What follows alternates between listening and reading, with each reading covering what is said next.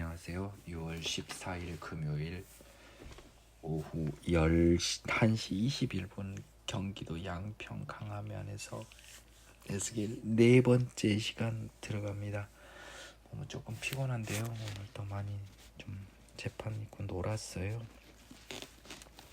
제가 오늘 오전에 한 강의를 하고 오늘 두 번째 강의인데 너무 죄송합니다. 하나님께 어떻게든 근데 사실 저는 지난주 시간에는 굉장히 은혜를 그러니까 은혜라고 뭐 제가 영적 은혜가 뭐 이런 것보다 성경을 보면서 제가 아는 게 많았어요. 그 성경에 집중을 할 수 있었기 때문이고 하나님이 또 어리석은 제게 어느 정도 지혜를 허락하셨기 때문에 그런 것이 가능했다고 저는 믿습니다. 이게 빈말이 아니에요. 아니 내 머릿속과 가슴속을 뻔히 들키는데 빈말이 하겠습니까? 오늘은 에스겔 15장입니다. 여호와의 말씀이 내게 임하여 이르시되 지금요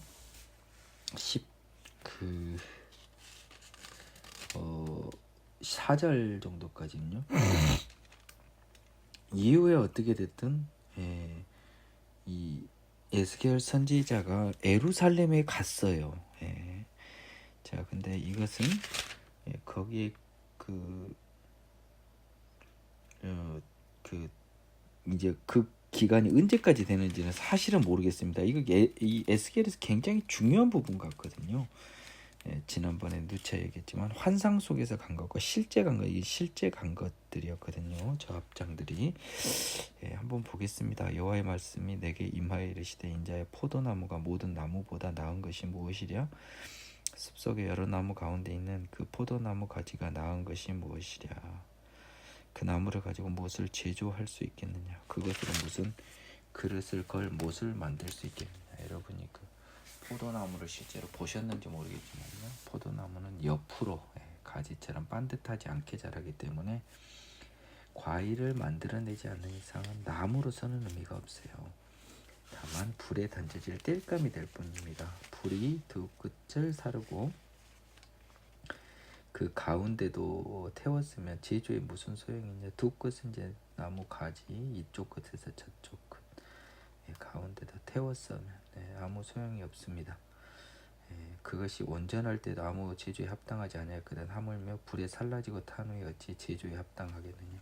상상을 해보십시오. 불에 안 탄 포도나무도 아무 쓸모가 없는데 불에 탄 포도나무는 더더욱 쓸모가 없죠. 포도나무는 뭐의 의미가 있어요? 열매의 의미가 있는 거잖아요. 포도 열매에 나무에 관심이 없지요.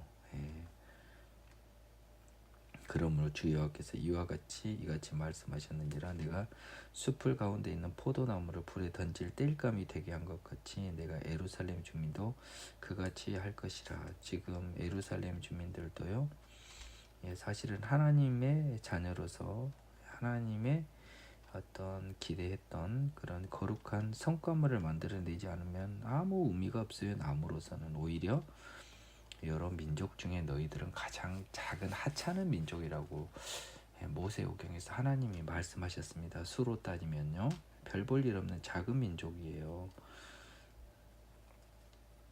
내가 그들을 대적한즉 그들이 그 불에서 나와도 불이 그들을 사르리니 내가 그들을 대적할 때 내가 여호와인 줄 너희가 알리라. 내가 그 땅을 황폐하게 하리니 이는 그들이 범법함이니라. 나 주여의 말이니라 하시니라.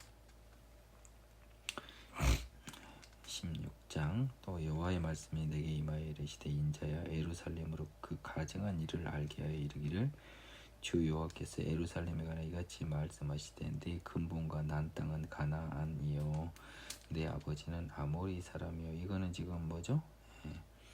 예루살렘이라고 하는 그 도시에 대한 거잖아요. 그렇죠? 예루살렘이라고 하는 도시 성읍은 가나안 땅이죠. 내 아버지는 아모리 사람이요 네 어머니는 헷 사람이라. 또 예루살렘 사람에 관해서 보건대 지금 아브라함의 자손을 제외한 나머지 사람들은 가나안 사람이었을까요? 글쎄 저는 야곱의 자손을 불려놨기 때문에 이거는 예루살렘이라는 도시에 대한 거겠네요. 예루살렘 이스라엘 민족에 대한 건 아니겠습니다. 그래서 예루살렘이라는 도시는 가나안의 땅이고요. 아버지는 아모리, 어머니는 헷다, 가나안 부족 이름이죠. 네가 난 것을 말하건대 네가 날 때에 네 배꼽줄을 자르지 아니하였고 너를 물로 씻어 정결하게 아니하였고 네게 소금을 뿌리지도 아니하였고 너를 강보로 싸지도 아니하였나니. 자, 얘가 태어날 때요 배꼽줄을 자르죠, 그렇죠? 물로 씻잖아요. 아이들 핏덩이니까요. 내게 소금을 뿌리나 봅니다. 그리고 강보로 쌉니다. 근데 아무도 너를 돌보아 이 중에 한 가지라도 네게 행하여 너를 불쌍히 여긴 적 없었으므로 네가 나던 날에 네 몸이 천하게 여겨져 네가 들에 버려졌느니라라고 이야기했습니다. 그 지금 이 불결한 아이처럼요. 태생이 불결한 거잖아요, 지금. 그래서 예루살렘에 대해서요. 결국은 이 거룩함으로 태어나지 못한 불결한 예루살렘으로 계속됐잖아요. 가나안 땅에서 거룩한 이스라엘 민족의 성읍이 되도록 하나님께서 성전을 두셨던 그 도시이지만 결국은 너를 불쌍하게 여긴 자가 없어요. 하나님이 결국 버리셨죠. 그래서 네 태생인 가나안의 때를 벗지 못한 너는 그냥 버려졌다는 겁니다.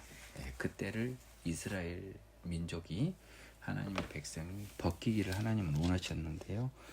실패했습니다. 내가 네 곁으로 지나갈 때 네가 피투성이가 되어 발짓하는 것을 보고 네게 이르기를 너는 피투성이라도 살아있으라. 다시 이르기를 너는 피투성이라도 살아있으라 하고 내가 너를 들에 풀같이 많게 하였더니 네가 크게 자라고 심히 아름다우며 의광이 뚜렷하고 네 머리털이 자랐으나 네가 여전히 벌거벗은 알몸이더라.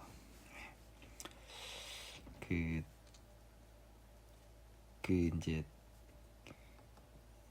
두루마리가 바뀌었습니다. 그래서 하나님께서 예루살렘 곁으로 지날 때 피투성이가 되어 발짓하는 것을 지금 마치 고아처럼 버려진 이스라엘을 지금 살아있으라. 반드시 너는 피투성이라도 살아있으라고 하나님께서 그 택하신 이 이스라엘이겠습니다. 결국 예루살렘이 조금 애매하긴 합니다만은 큰 의미는 없습니다.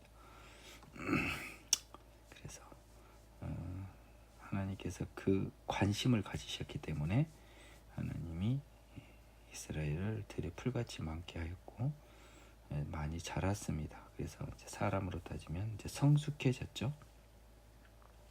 그러나 네가 여전히 벌거벗은 알몸이더라. 말입니까? 수치를 모르는 거죠. 컸는데도요. 컸으면은 이제 수치 어린이가 아니니까 벌거벗은 걸 알고 가릴 줄도 알아야 되잖아요. 그렇죠? 근데 하나님의 기대에 전혀 부응하지 못한 이스라엘은 수치를 모르고 부끄러움을 모르는 가나안 족속과 똑같은 행동을 한 겁니다. 내가 네 곁으로 지나며 보니 네 때가 사랑을 할 만한 때라 내 옷으로 너를 덮어 벌거벗은 것을 가리고 네게 맹세하고 언약하여 너를 내게 속하게 하였느니라. 나 주야의 말이니라. 그래서 그 수치를 하나님의 사랑, 하나님의 관심으로요, 그 옷으로 덮어주었습니다. 수치를요. 그리고 언약하여 이제 너는 내 자녀가 된다, 내 것이다라고 하나님이 언약을 했어요. 내가 물로 네 피를 씻어 없애고 네게 기름을 바르고요, 수놓은 옷을 입히고 물돼지 가죽 신을 신기고 가는 배로 두르고 모시로 덧입히고 폐물을 지우고 팔목고리를 손목에 끼우고 목고리를 목에 걸고 코고리를 코에 달고 귀고리를 귀에 달고 화려한 왕관을 머리에 씌웠나니 이와 같이 네가 금은으로 장식하고 가는 배와 모시와 수놓은 것을 입으며 또 고운 밀가루 꿀과 기름을 먹음으로 극히 곱고 형통하여 왕후의 지위에 올랐느니라. 하나님이 모든 필요한 것을 다 갖춰서 하나님께서 치장하고 단장해서 세상에서 가장 여자로서 높은 지위인 왕후죠. 그렇죠? 최고 높은 지에 올랐습니다. 네 화려함으로 말미암아 네 명성이 이방인 중에 퍼졌으면 내가 네게 입힌 영화로 네 화려함이 온전함이라. 나 주의 말이니라. 제가 한 말하고 같네요. 이렇게 치장하고 더 이상 영화로울 수 없는 데까지 높아지게 해 주셨어요. 그러나 네가 네 화려함을 믿고 네 명성을 가지고 행음하되 지나가는 모든 자와 더불어 음란을 행함으로 네 몸이 그들의 것이 되도다. 하나님을 떠나서 이런저런 우상 신들과 행음한 이스라엘을 이야기하고 있습니다. 네가 네 의복을 가지고 너를 위하여 각색으로 산당을 꾸미고 거기서 행음하여는 이런 전무후무하니라. 네가 또 내가 준 금, 은 장식품으로 너를 위하여 남자 우상을 만들어 행음하며 또 네 수놓은 옷을 그 우상에게 입히고 나의 기름과 향을 그 앞에 베풀며. 전발에 했지만 나무에다가 금은 장식품을 대고요. 또 옷도 입히고 그랬던 것 같아요. 또 내가 내게 주어 먹게 한 내 음식물 곧 구운 밀가루와 기름과 꿀을 네가 그 앞에 베풀어 향기를 삼았나니 과연 그렇게 하였느니라. 주여의 말씀이니라. 그래서 이 밀가루와 기름과 꿀을 제사품으로 드렸던 거죠. 정황상 그렇습니다. 또 네가 나를 위하여 낳은 네 자녀를 그들에 데리고 와서 드려 제물로 삼아 불살라 드렸느니라. 네가 네 행음을 작은 일로 여겨서 나의 자녀들을 죽여 우상에 넘겨 불 가운데를 지나가게 하였느냐. 네가 어렸을 때 벌거벗은 몸이었으며 피투성이가 되어서 발짓하던 것을 기억하지 아니하고 네가 모든 가증한 일과 음란을 행하였느니라. 심지어 인신 제사를 드렸습니다. 그건 하나님이 엄청 가증하게 여기는 건데 레이기에 나오죠. 그것을 했습니다. 네가 어렸을 때 벌거벗은 몸이었으며 피투성이가 되어 발짓하던 것, 즉 보호해주지 않으면 죽을 운명이었던 거잖아요. 그것을 살려주시고 황후처럼 키워주신 하나님을 버립니다. 그래서 하나님께서 네 모든 가증한 일과 음란한 행위를 확인하고 계십니다. 주 여호와의 말씀이니라. 너는 화 있을진저 네가 모든 악을 행한 후에 너를 위하여 누각을 건축하며 모든 거리에 높은 데를 쌓았도다. 여기서는 높은 데는요, 헬라어 역본인 70인역 헬라어로 구약 성경을 번역한 70인역이 있습니다. 창녀의 집으로 해서요, 높은 데를 번역을 했습니다. 그래서 아마 우상 숭배 과정에서 이루었던 음행 장소로 해석된다고 제 성경에 쓰여 있습니다. 제가 잘 모르고 있기 때문에 일단 그 성경 해석을 따라가겠습니다. 네가 높은 데로 모든 길로 위에 쌓고 네 아름다움을 가증하게 하여 모든 지나가는 자에게 다리를 벌려 심히 음행하고 하체가 큰 네 이웃나라 애굽 사람과도 음행하되 심히 음란히 하여 내 진노를 샀도다. 애굽 사람과도 음행하였다라고 했는데요. 쉽게 확인은 안 되지만 나중에는 애굽을 의지한 부분을 약간 쉽게 책망하고 계신 게 아닌가 하는 그런 생각이 듭니다. 16장 26절을 보겠습니다. You also committed harlotry with the Egyptian, your very fleshly neighbors, and increased your act of harlotry to provoke me anger.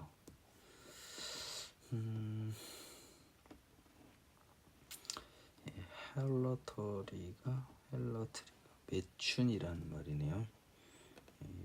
Egyptian, your very fleshly neighbor. 네 이웃 나라이고. 거기에 대해서 뭐 하체가 큰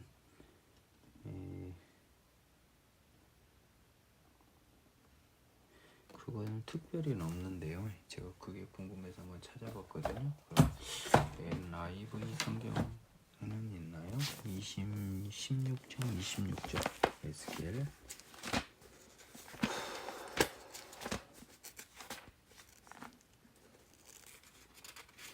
You engaged in prostitution with the Egyptian, your neighbor with large 제니털스.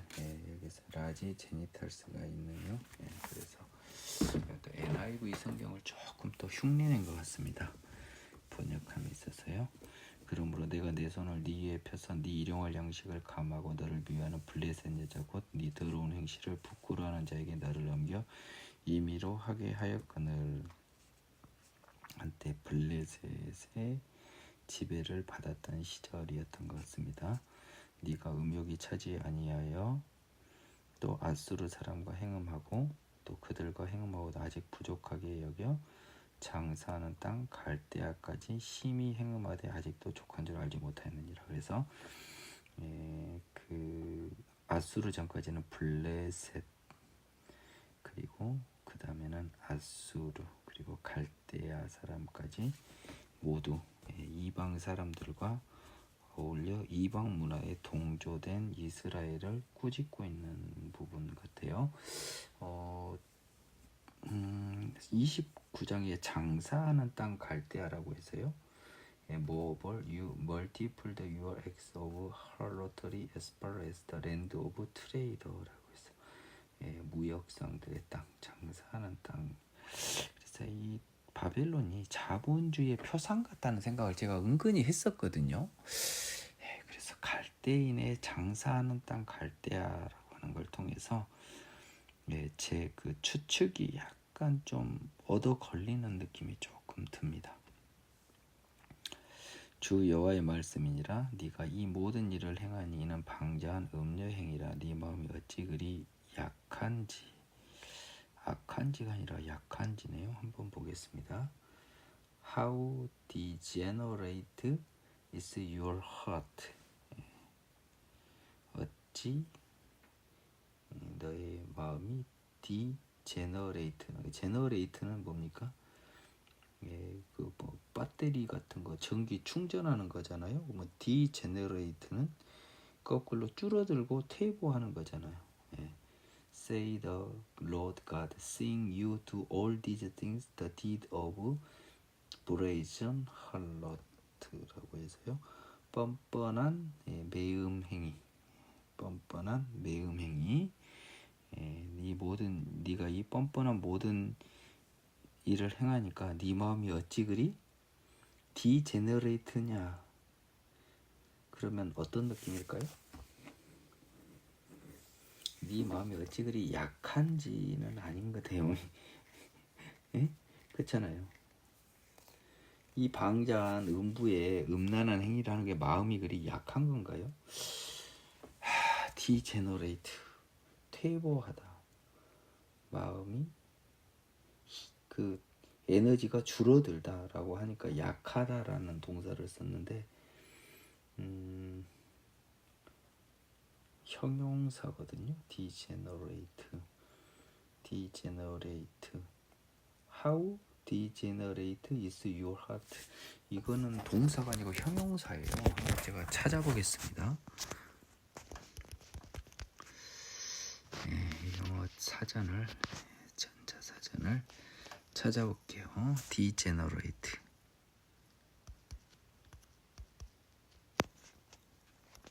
영어니까 degenerate겠네요. 형용사. 이 지금 형용사잖아요, 당연히.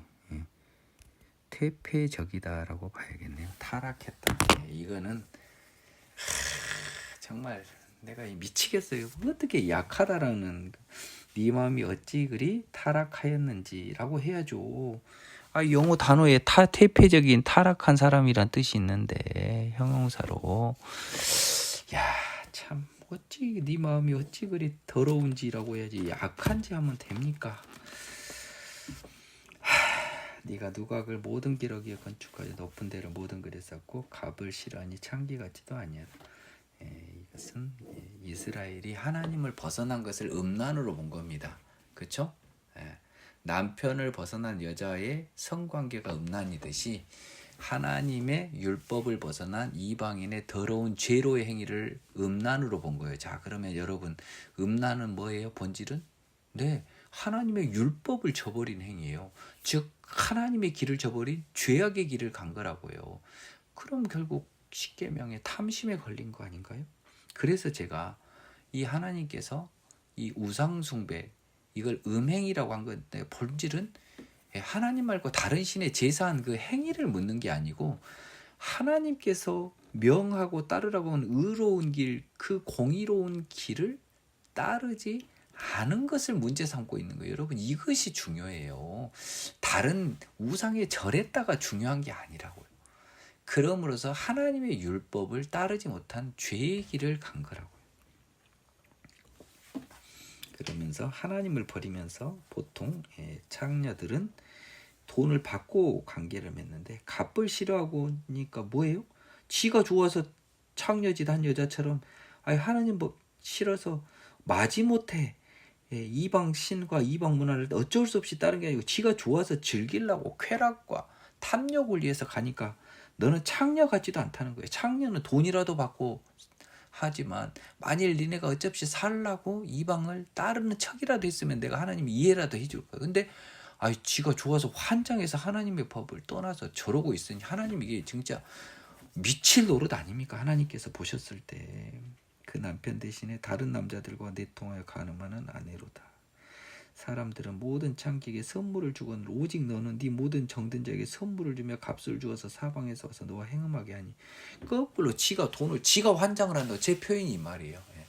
어쩔 수 없이 이방의 문화를 따른 게 아니고 좋아서 탐욕과 죄 때문에 네 음란함이 다른 여인과 같지 아니함은 행음하려고 너를 따르는 자가 없음이며 또 네가 값을 받지 아니하고 도리어 값을 줌이라. 행음하려고 너를 따르는 게 아니고 네가 알아서 쫓아간 거예요. 그리고 심지어 돈도 안 받고 그런즉 다른 여인과 같지 않다. 다른 여인은 뭐예요? 남자가 꼬시니까 돈 받고 매춘부처럼 관계를 했다면 너희들은 누구들이 좋아서 하나님을 싫어해서 하나님의 율법을 싫어해서 누구들이 좋아서 너희들을 쫓아가서 돈도 안 받고 즉 강요된 상황도 아닌데 이방의 그 문화와 그 무질서와 그 죄로 치우친 그 더러운 길을 간 거죠. 하나님이 봤을 때 이것은 여성의 남편 있는 여자의 그 음란 행위, 돌로 쳐 죽일 행위죠. 그렇기 때문에 하나님이요 성관계에 대해서 굉장히 엄격한 이유가 있는 것 같아요. 이제 슬슬 하나님의 마음이 보여요. 왜냐하면 그 부부끼리 서로 이 부부를 떠난 성관계를 염두에 두지 않는 것은요, 그게 사실은 하나님을 떠나지 않겠다, 하나님의 약속을 떠나지 않겠다고 하는 것이 달려있어요. 왜냐하면 하나님이 간음하지 말라고 그랬잖아요. 하나님이 간음하지 말라고 십계명이 있어요. 그러면 간음하는 그 순간 이미 하나님의 명령은 있어요, 없어요? 하나님이나 뭐나 뭐 나는 내 길을 갈랍니다잖아요. 그리고 하나님은 자기 남편, 자기 아내와 충실한 것을 마치 불편하지만 내 이 동물적 어떤 쾌락에는 반하지만 그 약속을 지키기 위해서 나의 쾌락을 양보하는 거잖아요. 쓸데없는 욕심을 안 부리는 거잖아요. 하나님이 원하는 게 이거였다고요. 그러면 너희들에게 결국 죽음 위에 영원한 생명을 주실 거예요, 우리 아버지는. 근데 이 자들은 그 이 세상에서의 그 쾌락에 아주 환장을 해보는 거예요. 인내는 쓰고 그 열매를 단 게 하나님의 말씀이에요. 근데 이 예수 시대에 하나님은 이제는 구약 시대는 내가 참아야 이 욕정을 참고 아내와 남편에 충실할 수 있는데 예수님은 이제 어떤 능력을 주셨냐? 제가 유경험자예요. 내 와이프나 내 남편이나 아내 얘는 성적 대상으로 안 보이게 만드는 힘을 줘버려. 이게 성령의 힘이야. 이게 생명의 성령의 법. 이것을 허락하는 하나님이니까 이게 어마어마한 거예요, 여러분. 그러니까 여러분들 그냥 이것이 안 되면 여러분 그냥 무릎 꿇고 바꿔달라고 하세요. 이것도 못 바꾼 여러분이 어떻게 천국을 가요, 여러분. 그러므로 너 음녀야 여호와의 말씀을 들을지어다. 주 여호와께서 이같이 말씀하셨느니라. 네가 네 누추한 것을 쏟으면 네 정든 자와 행음함으로 벗은 몸을 드러내며 또 가증한 우상을 위하여 네 자녀의 피를 구상에 드렸은즉 내가 너희 즐거워하는 정든 자와 사랑하던 모든 자와 미워하던 모든 자를 모두 사방에서 모아 너를 대적하게 할 것이요 또 네 벗은 몸을 그 앞에 드러내 그들이 그것을 다 보게 할 것이다. 창피 주고 망신 주고 놀람과 두려움이 든다 그 말이죠.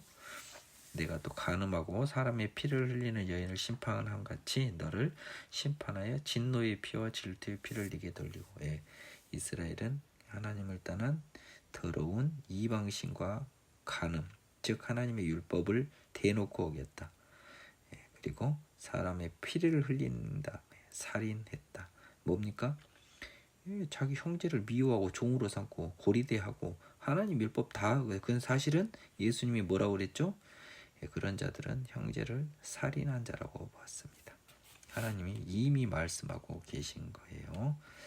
너를 심판하여 진노의 피와 질투의 피를 네게 돌리고 내가 또 너를 그들의 손에 넘기리니 그들이 네 누각을 흘며 네 높은 대를 부수며 네 의복을 벗기고 네 장식품을 빼앗고 네 몸을 벗겨 버려두며 무리를 데리고 와서 너를 돌로 치며 칼로 찌르며 불로 네 집들을 사르고 여러 여인의 목전에서 너를 벌할지라 내가 너에게 곧 음행을 그치게 하리니 네가 다시는 값을 주지 아니하리라. 이렇게 해서 강제적으로 외부의 사람들을 통해서 그들의 그 이방신을 섬기던 더러운 우상의 장소에 누각을 헐고 의복 장식품 벌거벗겨 버린다. 이것은 비유적인 거죠. 그들의 그 음녀의 그 하나님이 줬던 의복 장식품 다 뺏어버린 거죠. 하나님이 줬던 거잖아요. 아까 봤던 것처럼 돌로 치고 칼로 찌르며 음란한 여자는 돌로 치르게 돼 있죠.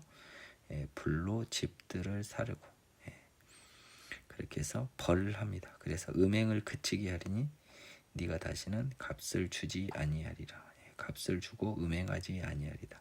음행을 그치게 하는 건 하나님께 돌아오게 하는 거고 예수님 이야기가 지금 숨어져 있는 거예요. 41절을 한번 보겠습니다. They shall burn your house with fire and execute judgments on you in the sight of many women. And I will make you cease playing the harlot, and you shall no longer hire robbers.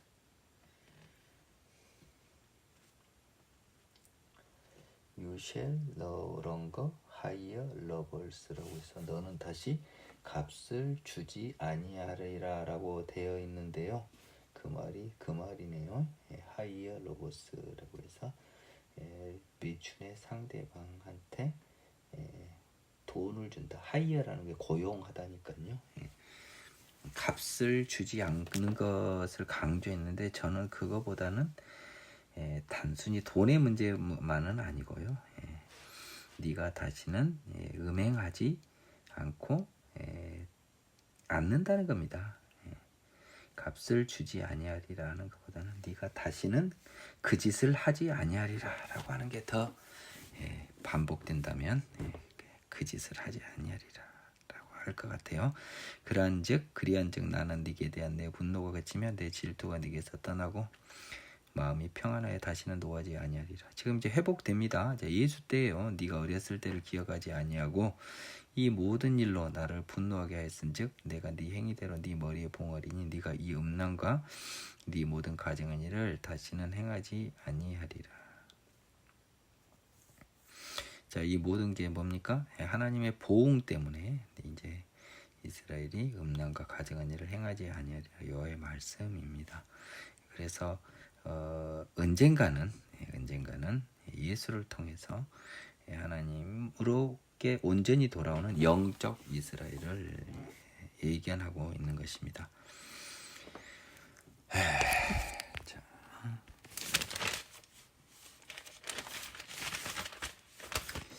에스겔이 총 1230페이지까지니까 이제 약 60페이지 정도 남았네요.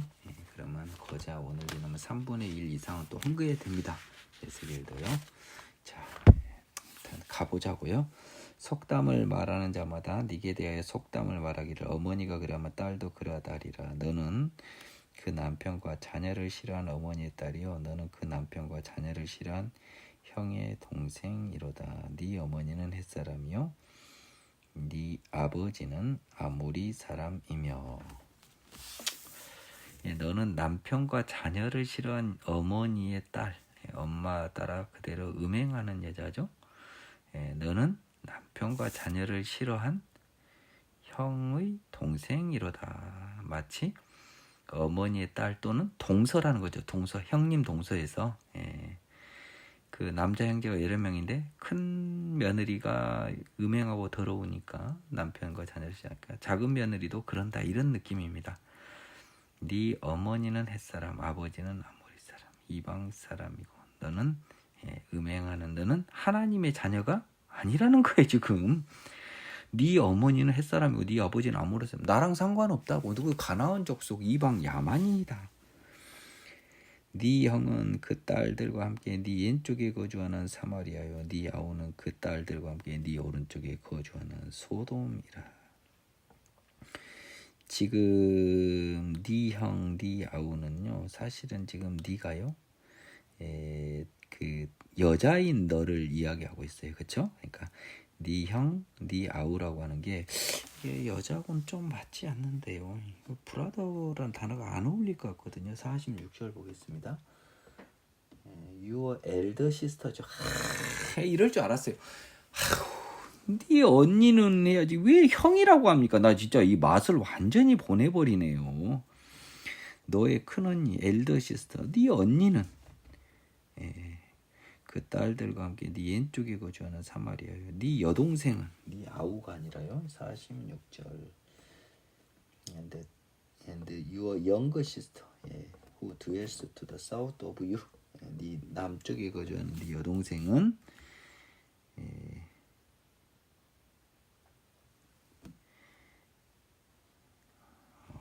또 왜 또 위치도 다 바꿉니까? 나 진짜 미치겠네요.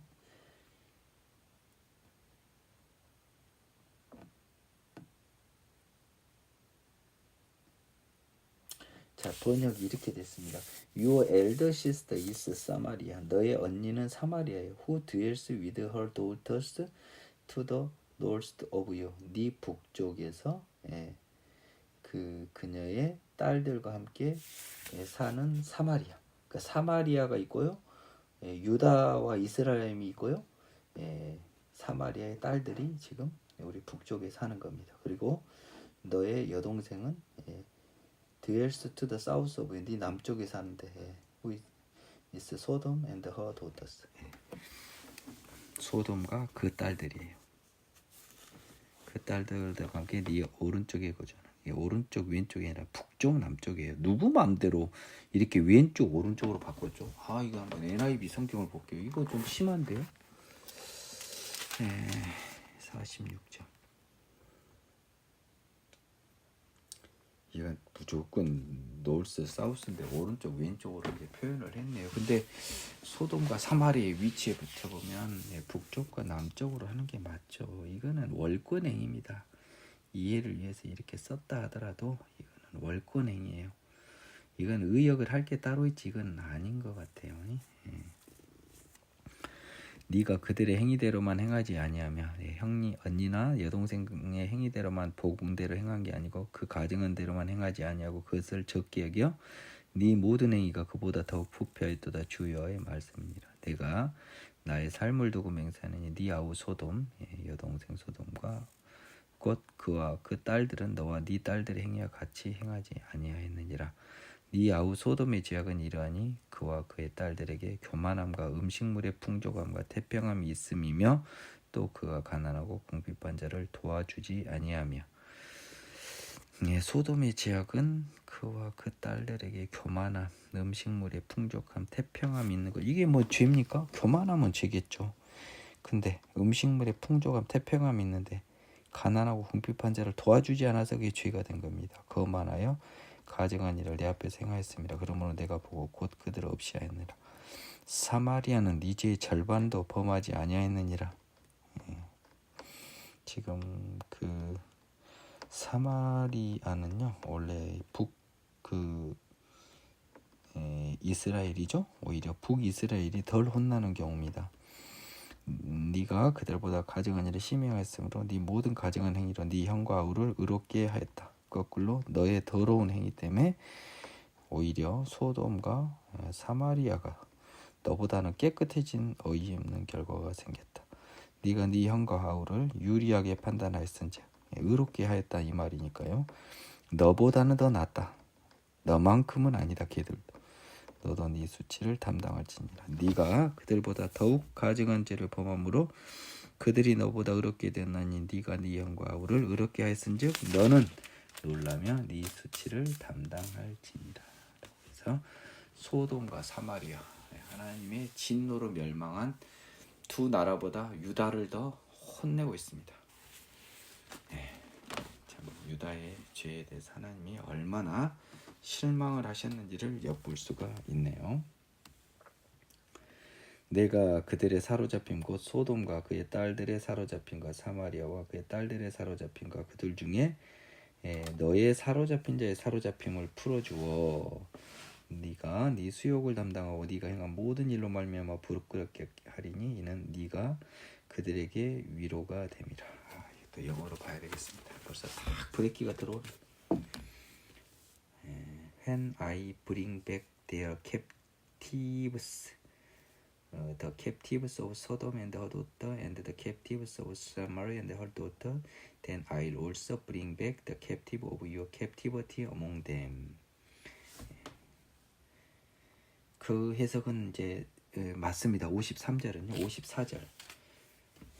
54절에서 브레이크가 살짝 걸렸어요. 네가 네 수욕을 담당하고 네 행한 모든 일을 말하고 부끄럽게 하리니 이는 네가 그들에게 위로가 됨이라. 이 부분 때문에 그러거든요. 54절. That you may bear your own shame and be disgraced by all that you did when you comforted them.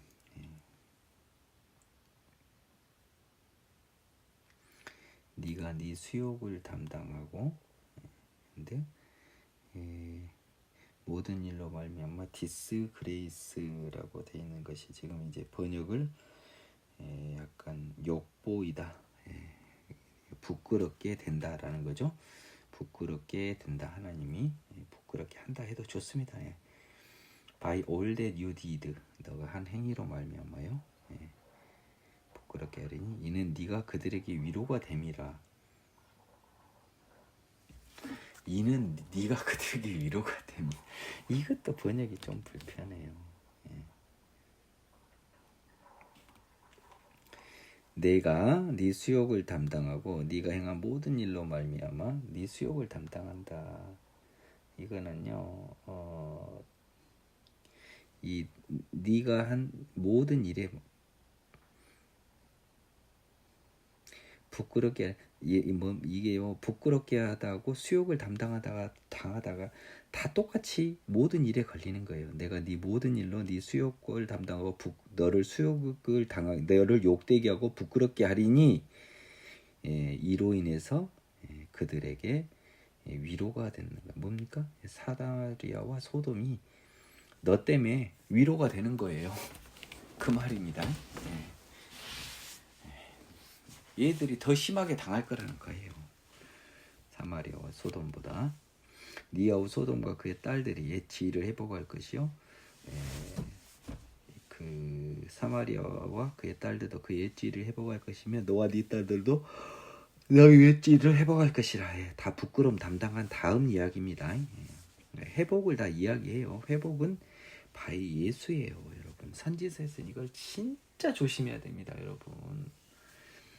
네가 교만하던 때 네 아우 소돔을 네 입으로 말하지도 아니하였느니 그때는 부끄러워서 이야기도 안 했죠. 곧 네 악이 드러나기 전이며 아람의 딸들이 너를 능욕하기 전이며 너의 사방에 둘러있는 블레셋 딸들이 너를 멸시하기 전이라. 네 음란과 네 가증한 일을 네가 담당하였느니라. 나 여호와의 말이니라. 네가 대놓고 숨겼지만 대놓고 하지 않고 하지만 네 악이 드러나니까 결국 하나님 앞에서 이 부끄러움과 수욕을 당하게 되는 거예요. 교만할 때는요. 소돔을 그런 애랑 나랑 왜 비교해? 부끄러워. 기분 나빠 이랬지만 결국 악이 드러나니까 네가 아람의 딸들, 블레셋의 딸들과 함께 그 어울리는 그런 죄악이 드러나니까. 예. 너의 음란과 네 가정한 일을 네가 담당하였단 말은 뭐예요? 벌을 당하였다라는 거죠. 예. 나 주여가 이같이 말하노라. 네가 맹세를 멸시하여 언약을 배반하였은즉 내가 네 행한 대로 내게 행하리라. 여러분들 뭐 언약만 나면 자꾸 하나님 언약 못 지킨 이유는요 뭐다고? 탐심 때문이라고, 죄 때문이라고, 욕심 때문이라고요. 하나님 말고 우상 섬긴 게 뭐 행위가 중요한 거예요. 하나님의 율례와 규례를 지키지 않은 것을 지금 문제 삼는 거예요. 예? 그것이 싫어서 우상을 섬긴 거라고요. 하나님의 법이 싫어서 죄의 몸 때문에. 그래서 바울이 그러잖아요. 내가 마음으로는 하나님의 법을 몸으로는 죄의 법을 섬기노라고. 이걸 고백하고 나와서 내 몸을 바꿔주세요 해야 된다는 게 민기영 전도사의 지금 진짜 어마무시한 외침이에요. 진짜 치매의 야광 신이라고요. 진짜로 신광야의 외침이라고요. 제가 말한 게 이거예요. 민기영 변호사의 외침은 이거예요. 뭐냐? 아니 나는 하나님의 법을 섬기고 싶은데 내 몸속에 또 다른 죄의 법이 나를 사로잡아서 이렇게 힘드니 하나님 나를 바꿔주십시오라고 하는 이 진정한 회개, 이것을 하나님이 원하셨다는 거예요. 그러나 내가 너희 어렸을 때 너와 세운 언약을 기억하고 너와 영원한 언약을 세우리라. 이제 이건 예수입니다. 필요 없어요. 다 필요 없어요. 네가 네 형과 아우를 접대할 때 네 행위를 기억하고 부끄러워할 것이라. 내가 그들을 네게 딸로 주려니와 네 언약으로 말미암음이 아니니라. 내가 내게 내 언약을 세워 내가 여호와인지를 네가 알게 하리니 이는 내가 네게 모든 일을 용서한 후에 네가 기억하고 놀라고 부끄러워서 다시는 입을 열지 못하게 하려 함이니라. 주여의 말씀이니라. 너무 중요한 말인 것 같아서요. 느낌이 아주 클린하게 딱 안 와요. 그래서 영어를 한번 보겠습니다. 그러나 내가 너희 어렸을 때 너와 세운 언약을 기억하고 너와 영원한 nevertheless 그럼에도 불구하고 I will remember my covenant with you in the days of your youth. 네 어렸을 때 너와 세운 약속을 언약을 기억할 것이다. And I will establish an everlasting covenant with you. 그리고 너와 함께 영원한 언약을 세울 것이다. 과거의 언약은 기억하고요. 잘 보세요. 시제를 잘 보라고요. 어렸을 때는 기억하고 영원한 언약은 이제 will establish 설립하다 세울 것이에요. 그 영원한 언약은 세워졌어요? 안 세워졌어요? 아직 안 세워졌습니다. Then you will remember your ways and be ashamed. 너는 너의 부끄러웠던 길을 기억할 것이고 그리고 부끄러워할 것이에요. When you are receive your older and your younger sisters. 네가 너의 언니와 동생을 맞이할 때 네가 너의 행동을 기억하고 부끄러워할 것이라는 거지. 네가 네 형과 아우를 접대할 때라는 게 말이 됩니까?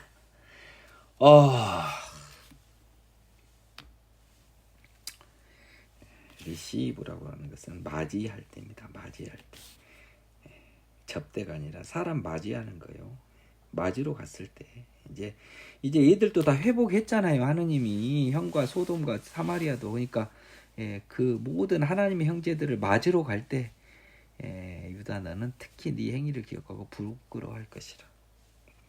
For I'll give them to you for daughters, but not because of my covenant with you. 왜냐하면 I will give them to you for daughters. 내가 그들은 너의 언니와 여동생 소돔과 사마리아를 너에게 줘요. for daughters. 딸로서 준다는 거죠. 딸로 준답니다. 너의 딸로. 형님인데요.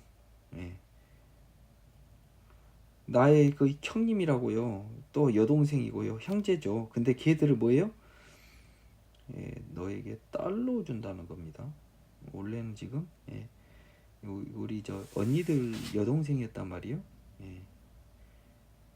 이 younger and older sister였는데 내가 나중에는 그들을 너의 딸로 준대. But not because of my covenant with you. 네 언약으로 말미암음이 아니니라. 네 언약이라 not because of my 요 다음 거까지만 도저히 이해가 안 갑니다. And I will establish my covenant with you. Then you shall know that I am the Lord. 그리고 내가 내 언약을 너와 세울 텐데 그때 내가 하나님임을 알 것이다. That you may remember and be ashamed and never open your mouth anymore because of your shame when I provide you an atonement for all you have done. Atonement, 속죄. Say the Lord. 네 모든 행한 일을 용서한 이에 네가 기억하고 너로 부르고 다시는 입을 열지 못하게 하려 함이라. 이 61절의 그 후반절이 조금 어려워요. 한번 보겠습니다.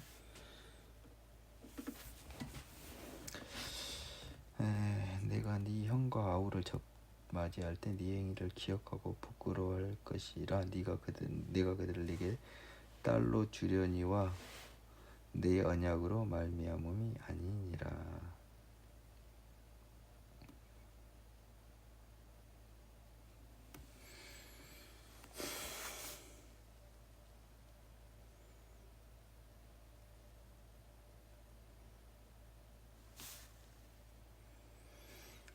이게 좀 시제적으로 그런 것 같습니다. 과거의 언약으로 말미암은 게 아니고 미래의 언약으로 준 거라고. 네 과거 언약으로 옛 언약으로 너와의 옛 언약으로 말미암은 게 아니다는 겁니다. 내가 네 형과 아우를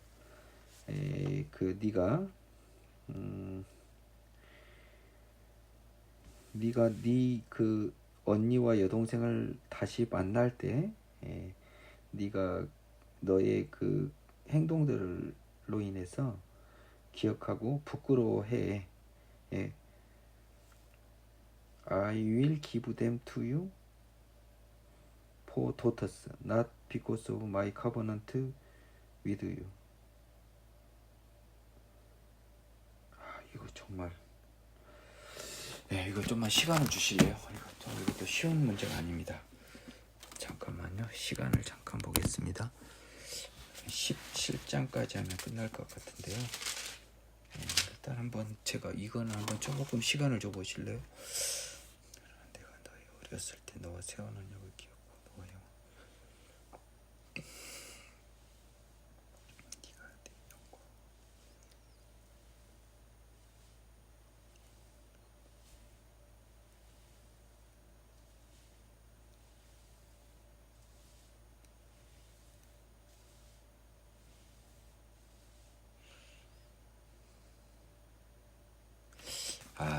굉장히 어려운데요. 제가 이렇게 해석을 하겠습니다. 자, 이 굉장히 어려워요. 자, 첫 번째 보십시오. 이것은 어떻게 봐야 되냐면 내가 너의 어렸을 때 세운 너와 옛 언약이라고 해야 됩니다. 옛 언약. 언약이 두 개가 나와요. 그리고 너와 영원한 새 언약을 세우리라.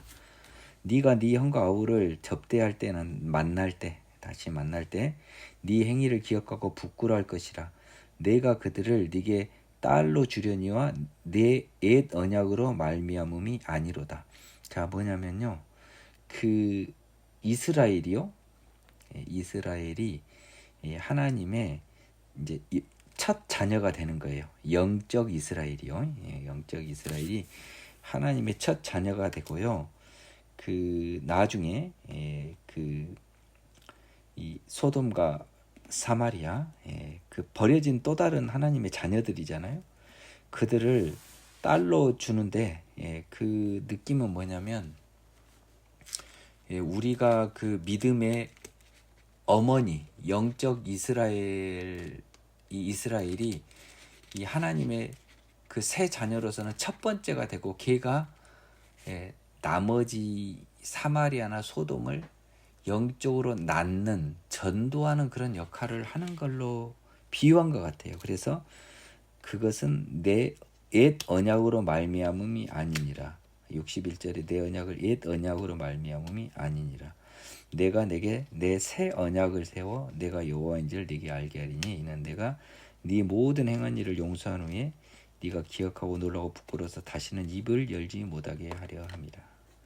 하나님의 죄 사함의 은혜 앞에 예수님의 은혜 앞에 입을 열지 못하고 네 네 형과 아우. 그러니까 어떻게 봅니까? 유대인들이 결국 예수를 통해서 가장 먼저 하나님의 자녀가 되죠. 바울뿐만 아니라 베드로, 요한 등 그들에게 소돔과 사마리아 등 이방 사람들을 딸로 준단 말. 딸, 형제가 아니고, 즉 이 사람들을 통해서 복음으로 태어난 자녀로 그들을 준다는 거예요.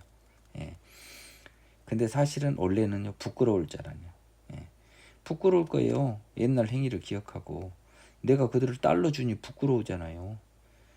내가 뭐가 뛰어나다고 쟤들이 내 밑으로 들어와요. 하지만 하나님이 새 언약으로 우리 이스라엘의 죄를 용서하고 그를 영적 이스라엘로 맨 먼저 세운 후 그들이 사마리아와 소돔과 같은 이방 나라에 복음을 전파하여 딸들을 낳아갈 것이다. 이런 느낌 같아요. 저는 일단 이렇게 해석을 합니다. 17장 여호와의 말씀이 내게 임하여 이르시되 인자야 너는 이스라엘 족속의 수수께끼와 비유를 말하라. 여호와께서 이같이 말씀하여 이르시되 색깔이 화려하고 날개가 크고 깃이 길고 털이 숱한 큰 독수리가 레바논에 이르러 백향목 높은 가지를 꺾되 그 연한 가지 끝을 꺾어 가지고 장사하는 땅에 이르러 상인의 성읍에 두고. 자, 장사하는 땅은 여러분 뭐였죠? 갈대아 땅 바벨론이었습니다. 트레이드만 나오면 바벨론, 자본주의의 끝판왕이 바벨론의 비유적 표현 같아요. 17장 4절 보겠습니다. 랜드 오브 트레이드 됐습니다. 바벨론 땅에 이르러 상인의 성읍 제 바벨론에 두고 또 그 땅에 종자를 꺾어 옥토에 심되 수양버들 가지처럼 큰 물가에 심더니. 그러니까 지금 이 화려한 독수리 한 마리가요, 레바논 백향목 가지를 꺾어 가지고요, 그 갈대아 성읍에 두고요, 또 그 땅에 종자를 꺾어 옥토에 심되. 그 땅의 종자는 레바논일까요, 바벨론일까요? 뭐 좀 약간은 그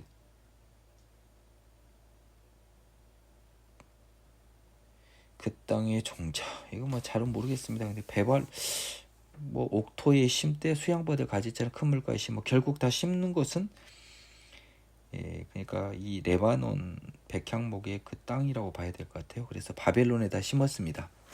뭐예요? 백향목도 꺾어서 성읍에 두고요, 종자를 꺾어서 옥토에 심어서 수양버들 가지처럼 큰 물가에 심었습니다. 그것이 자라며 퍼져 높지 아니한 포도나무 곧 굵은 가지와 가는 가지가 난 포도나무가 되어 그 가지는 독수리를 향하였고 그 뿌리는 독수리 아래에 있더라.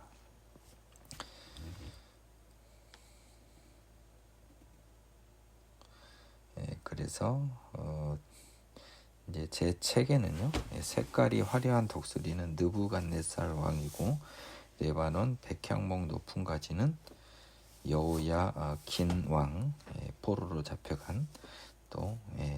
또 다른 백수리는 외구방, 포도나무는 유다왕 시드기야다라고 뭐 이렇게 번역을 했습니다. 한번 보자고요. 그러면 비유의 해석까지 있으니까요. 또 날개가 크고 털이 많은 큰 독수리 하나가 있었는데 그 포도나무가 이 독수리에게 물을 받으려고 그 심어진 두둑에서 그를 향하여 뿌리가 뻗고 가지가 퍼졌도다. 그 포도나무를 큰 물가 옥토에 심은 것은 가지를 내고 열매를 맺어 아름다운 포도나무를 이루게 하려 하였음이라. 너는 이르기를 주의 말씀에 그 나무가 번성하겠느냐 등이 이 독수리가 어찌 그 뿌리를 빼고 열매를 따며 그 나무가 시들게 하지 아니하겠으며 그 연한 잎사귀가 마르게 하지 아니하겠느냐. 많은 백성이나 강한 팔이 아니라도 그 뿌리를 뽑으리라. 볼지어다 그것이 심어졌으나 번성하겠느냐. 동풍에 부딪힐 때 아주 마르지 아니하겠느냐. 그 자라던 두둑에서 마르리라 하셨다라. 이 비유의 해석. 여호와의 말씀이 또 내게 임하여 이르시되 너는 반역하는 족속에 묻기를 너희가 이 비유를 깨닫지 못하겠느냐. 그들에게 말하기를 바벨론 왕이 예루살렘에 이르러 왕과 고관을 잡아 바벨론 자기에게로 끌어가고. 그러니까 이 독수리는 느부갓네살이 맞죠. 왕과 백성을 끊어가니까 연한 가지 끝 네바논 백향목 가지는 이제 딱 보이네요. 이거는 여호야긴 왕이고요. 백향목 꼭대기 높은 가지니까 땅의 종자는 백성입니다. 그래서 백성을 가져와서 수양보대 가지처럼 큰 물가 바벨론에 심은 겁니다. 예, 바벨론 자기에 끌어가고 그 왕족 중에서 하나를 택하여 언약을 세우고 그에게 맹세하고 또 그 땅에 능한 자들을 옮겨갔습니다. 그 왕족 중에 하나를 택하여 언약을 세우고 그 땅에서 맹세하게 하고 그러면 그 땅 통치자 유다 통치자로 그냥 바지사장으로 놔두고요. 예, 또 그 땅에서 솜씨가 있는 사람들은 다 포로로 데려갔습니다. 이는 나라를 낮추어 스스로 서지 못하고 그 언약을 지켜야 능히 서게 하려 하였음이거늘. 그럼 뭡니까? 유다라는 나라를요 스스로 서지 못하고 언약은 뭐예요? 바벨론과의 언약이죠. 지금 바지사장 세워놨잖아요. 왕족 중에 하나를 택하여 언약을 세우고 그 언약을 능히 지켜야 서게 하려 하였단 말이에요. 그 왕이 누구예요? 시드기야죠. 그렇잖아요. 여호와에겐 자본하고 왕족 중 하나를 택하여 시드기야는 바지사장으로 세운 거예요. 왕이긴 하지만 그가 사절을 애굽에 보내 말과 군대를 구함으로. 그런데 시드기야가 바벨론을 배신해서 애굽에 원병 요청을 하잖아요. 바벨론 왕을 배반하였으니 형통하겠느냐? 이런 일을 행한 자가 피하겠느냐? 언약을 배반하고서 피하겠느냐? 이 언약은 헷갈리지 마요. 또 분위기 파악 잘해요. 바벨론과의 언약입니다. 시드기야와 주 여호와의 말씀이니라. 내가 나의 삶을 두고 맹세하느니 바벨론 왕이 그를 왕으로 세웠거늘 그가 맹세를 저버리고 언약을 배반하였은즉 그 왕이 거주하는 곳 바벨론에서 왕과 함께 있다 죽을 것이라. 시드기야가 바벨론에서 죽는다는 것입니다. 대적이 토성을 쌓고 사다리를 세우고 많은 사람을 멸절하려 할 때에 바로가 그 큰 군대와 많은 무리로도 그 전쟁에서 그를 도와주지 못하리라. 애굽이 시드기야를 못 도와준다는 거예요. 자, 그러면 봅시다. 자, 17절로 돌아갑니다. 제가 뭐 하나도 안 봤지만 다 써졌네요. 3절은 느부갓네살 왕, 백향목 높은 가지는 여호야킨, 그리고 그 연한 가지 끝을 꺾어 바벨론에다 포로로 갔죠. 여호야긴 또 종자에는요, 이스라엘 백성, 그들도 바벨론에 끌고 갔습니다. 그것이 자라서 퍼져서 포도나무 이렇게 되어 독수리를 향하였고 뿌리는 독수리 아래를 따라. 그래서 바벨론에서 이렇게 포로로 열심히 일하고 살아요. 지금 노예 생활해요. 또 날개가 크고 털이 많은 큰 독수리 하나가 있는데 그 포도나무가 이 독수리에게 물을 받으려고 그 심어진 두둑에 그를 향하여 뿌리가 뻗고 가지가 퍼졌도다. 그래서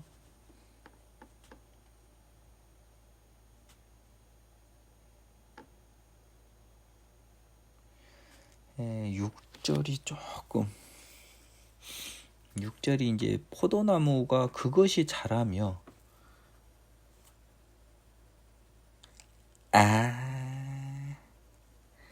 죄송합니다. 4절은 보니까 이 여호야긴 왕이고요. 17장 15절은 그 땅의 종자를 꺾고 옥토에 심때 이거는 시드기야입니다. 시드기야를 심어서 물가에 심으니까 그것이 포도나무가 됐습니다. 포도나무가 된 건 시드기야니까 그 땅의 종자 5절은 시드기야입니다. 뭐 다 보니까 이제 자세히 보니까 보이네요. 이게 나 혼자 읽으면 이미 그냥 넘어갔습니다. 자, 근데 또 다른 독수리는 애굽입니다. 이제 이 포도나무 시드기야가 그 5절 17장 5절에 그 땅의 종자가 시드기야였다고요. 그 13절 그 왕족 중에 하나를 택하여 언약을 세우고 그에게 맹세하여 이것이 바로 시드기야예요. 그랬더니 이 포도나무가 다른 독수리한테 물을 받으려고 두둑에서 뿌리를 뻗고 가지가 퍼졌어요. 그 딴 독수리에 그 포도나무를 큰 물고에 옥도 심은 것을 가지를 내고 열매를 맺어 아름다운 포도주를 이루게 하려 했던 건 뭐예요? 바벨론 왕 말 잘 듣게 하려고 했던 거잖아요. 근데 이 말씀에 독수리가 어째 뿌리를 빼고 열매를 따면 시들게 하냐? 제가 딴 독수리한테 하니까 원래 독수리가 그거 가만두겠냐는 거예요. 그냥 마를라 삐뚤어지게 죽여버릴 거라는 거죠. 동풍에 마르게 하겠다는 겁니다. 그래, 지금 이제 다 설명이 다 됐어요. 17장 3절 독수리, 느부갓네살, 백향목, 여호야킨, 연한 가지가요. 백향목 가지가 여호야긴 그 땅의 종자 시드기야. 포도나무도 똑같이 시드기야죠. 가지가 포도나무로 변한 거니까요. 또 다른 큰 독수리 애굽. 이렇게 되겠습니다. 18절 그가 이미 손을 내밀어 언약할건을 맹세를 없인 여기 언약을 배반하고 이 모든 일을 행하였으니 피하지 못하리라. 시드기야는 혼날 것이다. 그러므로 주 여호와의 말씀이니라. 내가 나의 삶을 두고 맹세하느니 그가 내 맹세를 없인 여기고 내 언약을 배반하였은즉 내가 그 죄를 그 머리에 돌리되.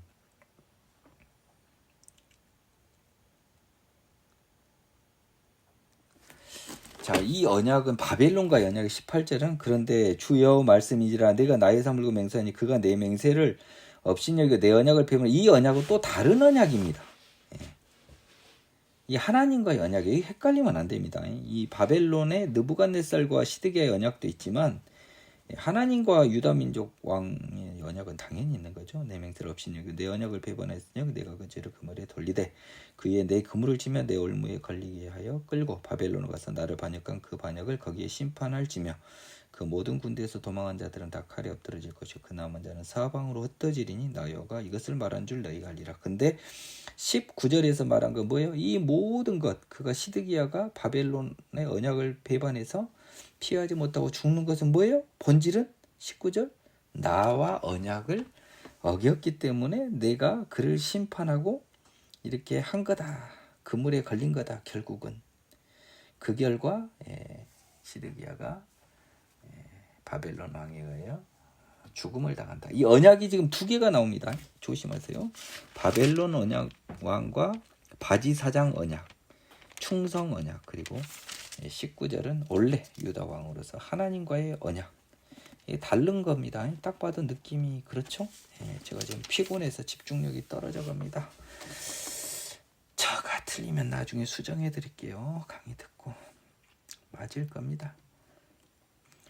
주 여호와께서 이같이 말씀하시되 내가 백향목 꼭다기에서 높은 가지를 꺾으다 심으리라. 내가 그 높은 새 가지 끝에서 연한 가지를 꺾고 우뚝 솟은 산에 심되. 이거는 여호야긴이 아닐 거예요. 아마 예수일 겁니다. 이스라엘 높은 산에 심으리니 그 가지가 무성하고 열매를 맺어서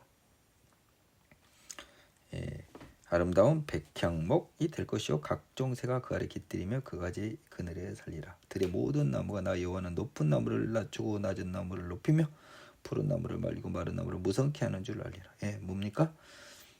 지금 그 백향목 꼭대기에 가지를 꺾어다가요 연한 가지를 우뚝 솟은 산에다 심어요. 이스라엘 높은 산에. 그래서 예수님이 아름다운 백향목이 되고 하나님의 자녀가 거기에 깃들어 살 겁니다.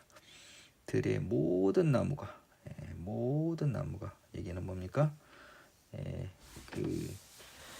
이 세상 모든 사람들이요 하나님은요 높은 잘난 자는 낮추고 낮은 자는 높이며 잘 나가는 자 푸른 나무 살아있는 자는 죽이고 죽은 자는 살리는 모든 것을 하나님이 하나님의 뜻에 따라 하시는 분인 줄을 알고요. 이것을 확인하기 위해서 결국 하나님이 하나님의 방식에 의한 구원을 이룩하실 것이다. 백향목을 꺾어다가 죽은 곳에 산나무를 심어서요. 뭡니까? 낮은 나무를 높이고요. 낮은 나무를 높이고 걸리죠. 마른 나무를 무성하게 하시는 하나님이십니다.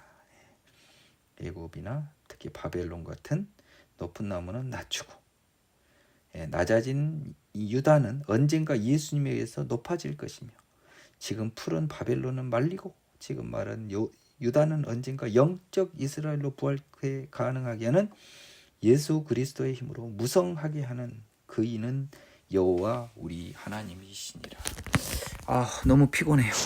수고하셨습니다.